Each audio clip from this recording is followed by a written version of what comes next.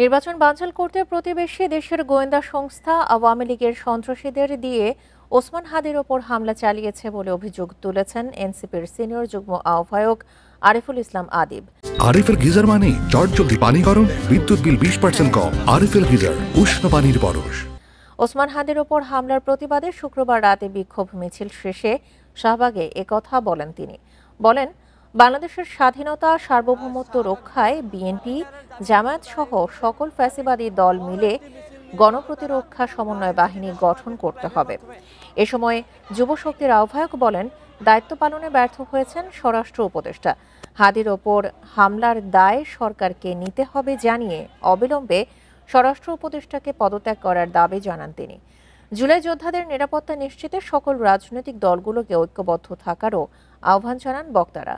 NCP ছাড়াও এতে অংশ নেন যুবশক্তি ও ছাত্র শক্তির নেতাকর্মীরা। মিছিলটি বাংলা মোটর থেকে শুরু হয়ে শাহবাগ মোড়ে এসে শেষ হয়। পরে সেখানে সংক্ষিপ্ত সমাবেশ করেন নেতাকর্মীরা।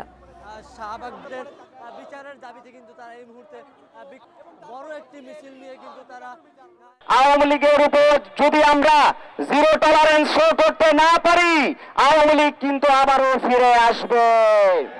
এবং যখন তারা ফিরে আসবে, তখন তারা যে ফ্যাসিবাদ কায়েম করবে, সেই ফ্যাসিবাদকে আটকানোর ক্ষমতা আমাদের এই ফ্যাসিবাদ বিরোধী রাজনৈতিক দলগুলোর মধ্যে থাকবে না।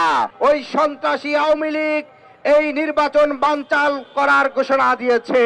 তারা বানচাল করার ঘোষণা দিয়েই ক্ষান্ত থাকেনি, বরং জুলাই আগস্ট গণ অভ্যুত্থানের যারা সামনের থেকে নেতৃত্ব দিয়েছে, সেই নেতৃত্বকে তারা টার্গেট করে কিলিং করার মিশনে নেমেছে।